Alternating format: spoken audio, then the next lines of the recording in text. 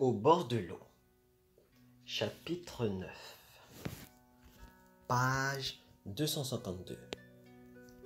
Partie 56.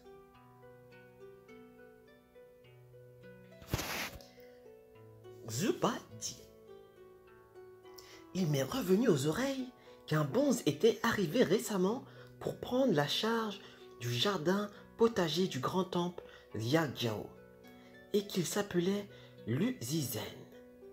À mon avis, ça ne peut être que lui. Au retour, disons la vérité.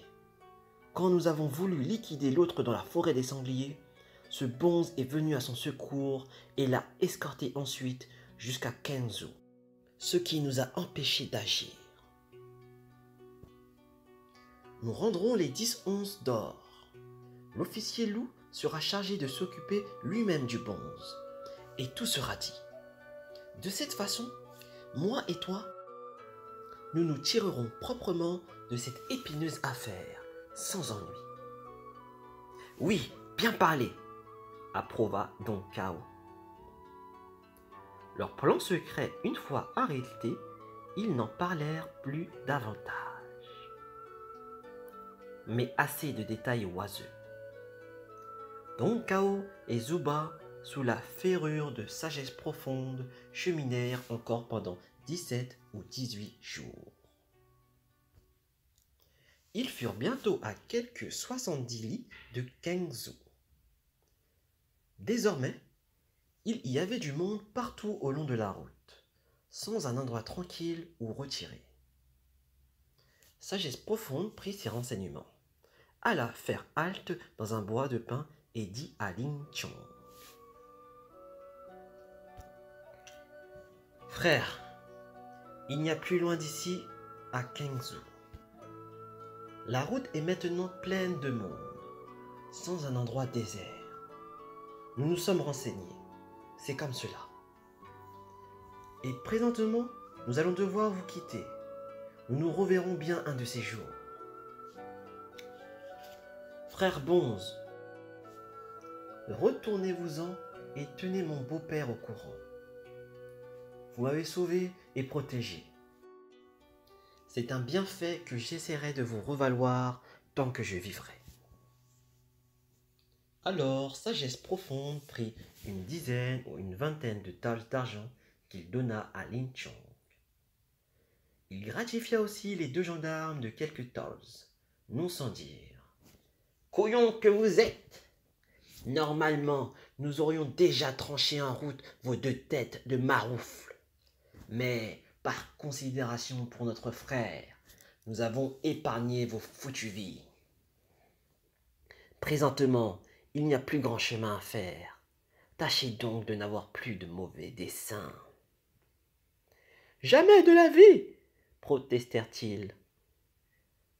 Avant, c'est le grand maréchal qui nous avait donné des ordres. Ils prirent l'argent, et au moment de se séparer, Sagesse profonde leur dit, en les regardant dans le blanc des yeux: Au fait, est-ce que vous 2 foutus caboches sont plus durs que le bois de ce sapin? Nos têtes, répondirent-ils stupéfaits. Ce sont quelques os enveloppés de chair et de peau que nos parents... Sagesse profonde ne les laissait pas finir. Il fit tournoyer son bourdon de moine et d'un coup, d'un seul, entailla le tronc de l'arbre sur 2 pouces de profondeur. Et le sapin s'effondra d'un bloc. Le bonze rugit.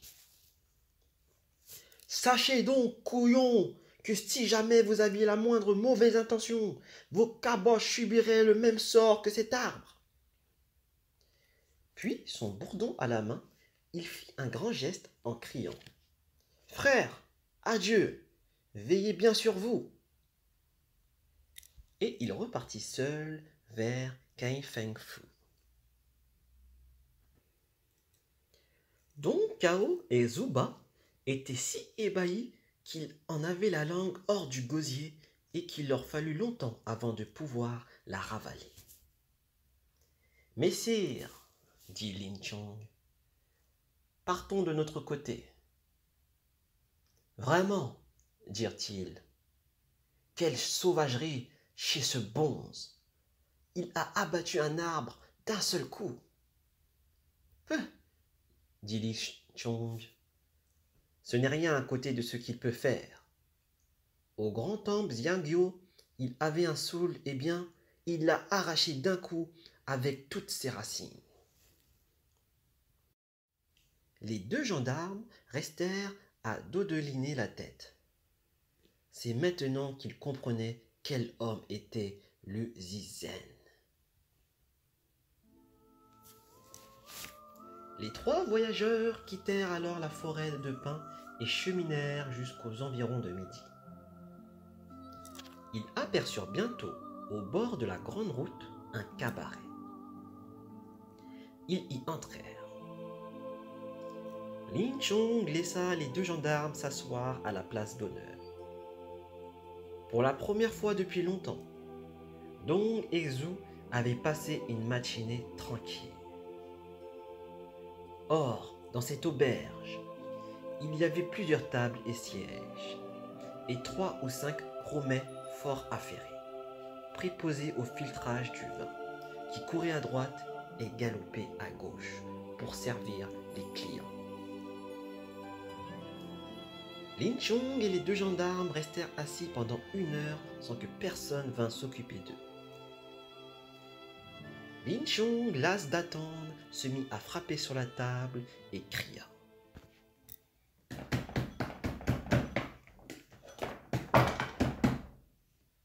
Alors, tavernier, c'est comme cela qu'on traite les clients?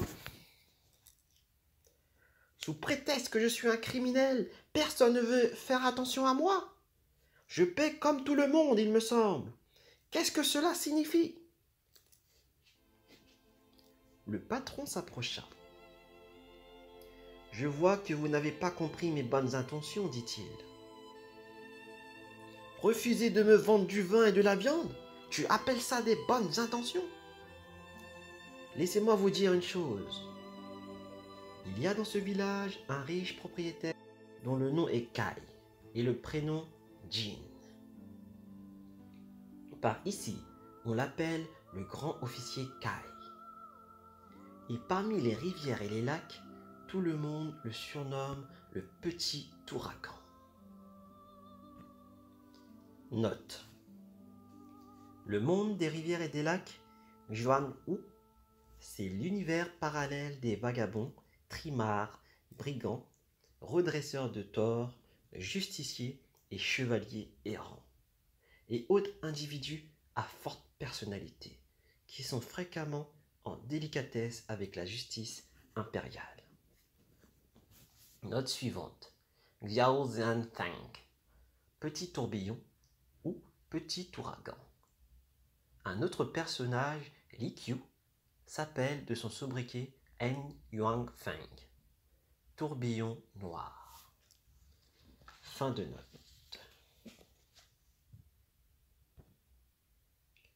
Par ici, on l'appelle le grand officier Kai. Et parmi les rivières et les lacs, tout le monde le surnomme le petit ouragan. C'est un descendant de l'empereur Kai Shizong de la dynastie des Zhou orientaux. Lors de l'abdication à Shenqiu, l'empereur Wudai, le grand ancêtre de la dynastie Song, lui a octroyé un affidavit avec rouleau de fer. Personne n'oserait se permettre le moindre manquement à son égard. Sa passion est d'accueillir chez lui tous les braves qui vagabondent sous le ciel. Et ils sont déjà 30 ou 50 à vivre à ses frais dans sa maison.